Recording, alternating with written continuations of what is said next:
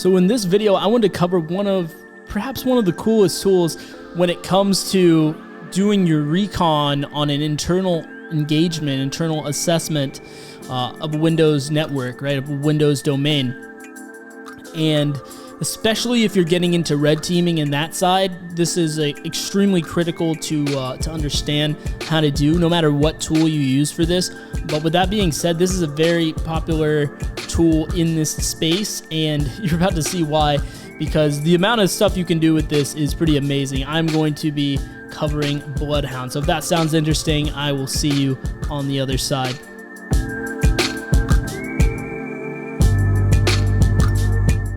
Hey, what's up, guys? This is Ryan from elevatecyber. Let's just get right into it with Bloodhound.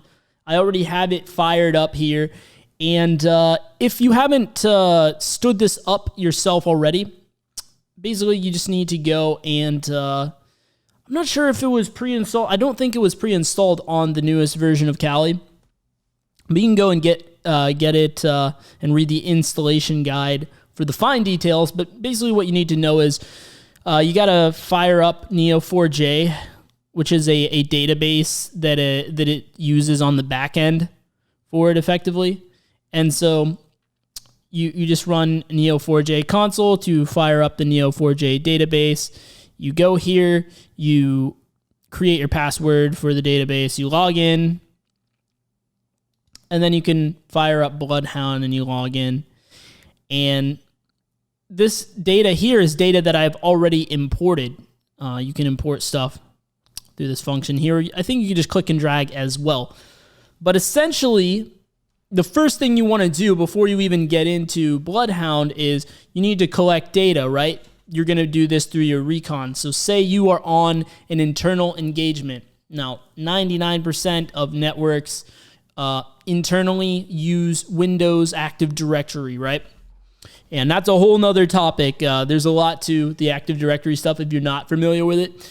But, basically once you get in on the network, however it is you get in, whether it's through an exploit or maybe you're just starting off internally, like an internal pen test, you're simulating a threat actor as a red teamer or something.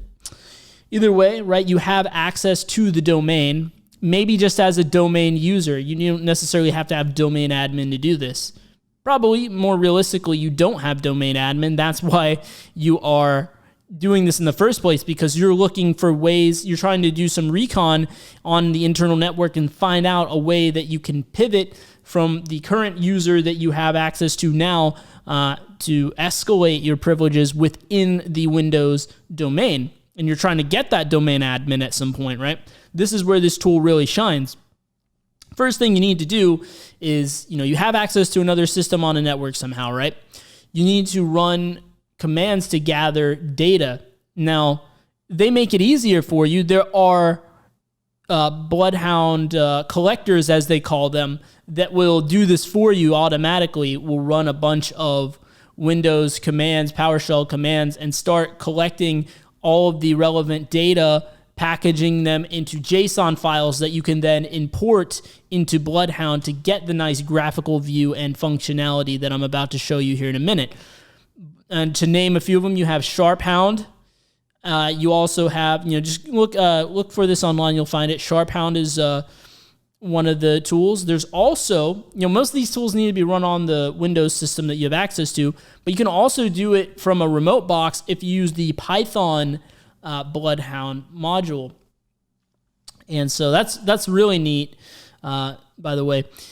I learned that one recently. But yeah, so there's a number of collectors. Whichever one you use is up to you. I've went ahead already and I've already ran them and I've already imported the data. But basically, you would run a collector. It would give you a bunch of JSON files that you can then import into here. So let's just say, the coveted domain admin is what I want. Well, I can start coming into here and I can get a bunch of information, right? OUs, users, groups, computers, and I can do some analysis on this stuff. This is what's really powerful about this. Other than the fact that you have a nice graphical view of things, you can run pre-built queries to find some of the things that you would most commonly want to find out as an attacker, right? But as well, you can create your own custom queries, which is something that's extremely powerful. that you can do. Now, I will say, let me just back up for a second. With these collectors, I forgot to mention this, with the collectors, they are very noisy on a network because you're basically firing off tons and tons of queries to get this data, right? And so if there is a blue team involved and you're a red team or on an engagement, they will detect you running the all thing. So maybe you want to run, you can still run the collectors, but if you run it with the all flag to do all the checks, it's going to give you the data fast, but it's going to be very noisy. So maybe you want to run specific queries, or just somehow just minimize the amount of queries that are running at once, so you can be a little bit more stealthy. But back to the explanation at hand here. You got all these cool things, right? So I can do something like, hey, show me the domain admins. There's just this one here, right? I can even look at what is the shortest path to the domain admin, and here you got to specify the domain, because you can actually use this with multiple domains, which is really cool. This is not a very complex network, but certainly if you had a more complex network, this would shine that much more, right? And so I see like all these users are members of this domain, and they all have a direct path to it here. I can even explore like relationships with the, this is kind of hard to click, but I can even see help. I can click on these different trees and I can, find help, and it'll actually tell me really important information in general about, the relationship that this user has to the domain. And there's an abuse tab that if there was a potential exploit that it saw, it would actually tell you what that is and how you can, it'll straight up tell you how you can escalate your privileges within this domain based off of how things are configured, which it saw from the queries that you ran when you're running your collectors. So you can just see just how much amazing info this can give you. I can also look for anything that's Kerberoastable, and I see 2 accounts here. You can Kerberoast the SQL Service account and the KRB TGT account. Basically looking for service accounts and things like that, right? And so, you have like a huge number. I'm not going to go through all of these here, obviously, but there's a lot of things you can see. You can get really granular on this stuff as well, and you can find all kinds of other paths that you might want to find as well. And so you could even get really crazy with it and run something like this, and you get all kinds of relationships and paths here, shortest paths to this and that, and you could pretty much, this is, I would say, the Nmap equivalent to an internal Active Directory network, right?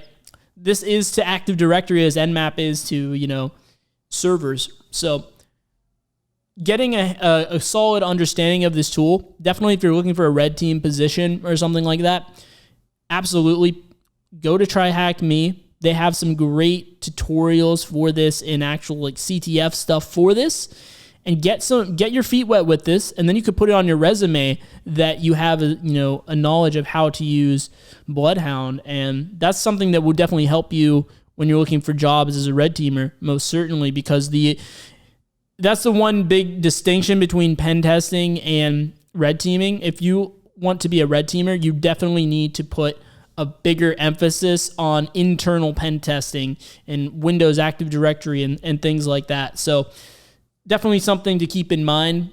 I wish I would have known that before, so that's why I'm throwing that out there. So yeah, that's pretty much all I wanted to cover in this video. Let me know if I missed anything. If you want to get into red teaming or pen testing, check out my video series on what you need to know for OSCP.